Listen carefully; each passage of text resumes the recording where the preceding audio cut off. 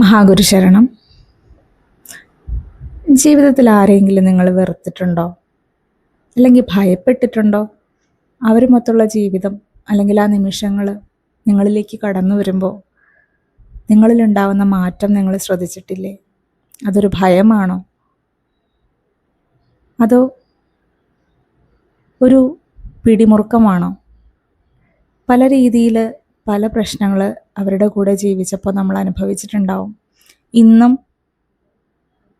ഒരിക്കലും മായാതെ ആ മുറിവ് മനസ്സിൻ്റെ ഉള്ളിൽ എവിടെയോ ഉണ്ടാവും. മനസ്സുകൊണ്ട് അതിക്രൂരമായിട്ട് നമ്മളോട് പെരുമാറിയിട്ടുണ്ടാവും, ശാരീരികമായിട്ട് ഉപദ്രവിച്ചിട്ടുണ്ടാവും. പല രീതിയിൽ നമ്മളെ വളരെ വലിയൊരു ട്രോമാറ്റിക് കണ്ടീഷനിലേക്ക് വരെ കൊണ്ടുവന്ന് എത്തിച്ചിട്ടുണ്ടാവാം ആ വ്യക്തിയെക്കുറിച്ചാണ് ഇന്ന് എനിക്ക് നിങ്ങളോട് പറയാനുള്ളത്.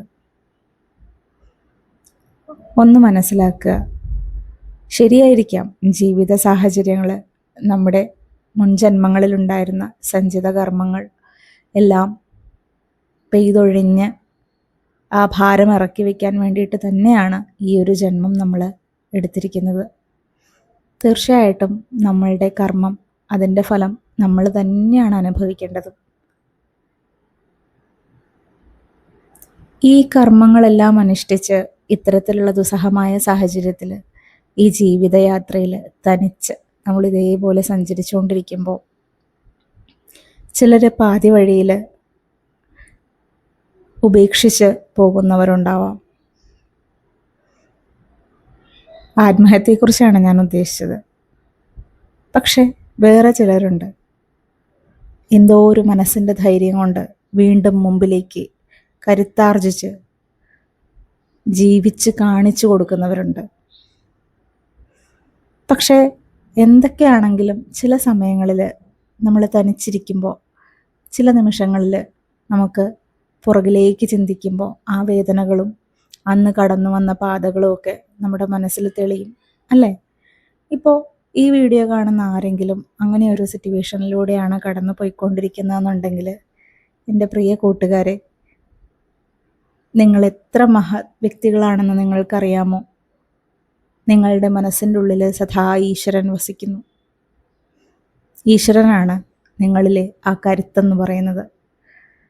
ആ ദീപപ്രകാശം ഒരിക്കലും അണയാതെ കത്തിജ്വലിച്ച് തീജ്വാലകളായി ആകാശമുട്ട ഉയരട്ടെ. പക്ഷേ നിങ്ങളെ നിങ്ങളാക്കിയത് ആരാണ് എന്ന് നിങ്ങൾ ചിന്തിച്ചിട്ടുണ്ടോ? എപ്പോഴെങ്കിലും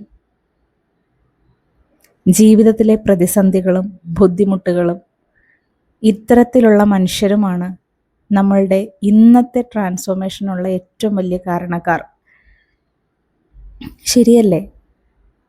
ദുസ്സഹമായ ജീവിത സാഹചര്യങ്ങളിലൂടെ വേദനിപ്പിക്കുന്ന ശരീരവും മനസ്സും ഒരേപോലെ ഒടിഞ്ഞു നുറുങ്ങുന്ന നിമിഷങ്ങളിലും കരുത്താർജിച്ച് മുന്നോട്ട് കുതിക്കാനായി നിങ്ങളെ പ്രേരിപ്പിച്ചത് എന്താണ്?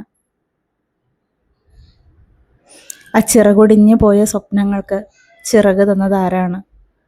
നിങ്ങളുടെ മനസ്സിൻ്റെ ഉള്ളിലെ നിങ്ങൾ വിശ്വസിക്കുന്ന നിങ്ങളുടെ ഈശ്വരനാണ്, ആ ശക്തിയാണ്. ആ ശക്തിയും ആ ദീപനാളങ്ങൾക്ക് വെളിച്ചവും പകർന്നു കൊടുത്തത് ആരാണ്?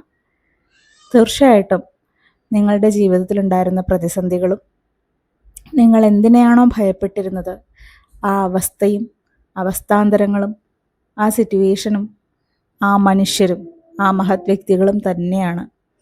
ജീവിതത്തിൽ ഒരിക്കലും ഒരു പുൽനാമ്പ് പോലും വെറുതെ ആകുന്നില്ല.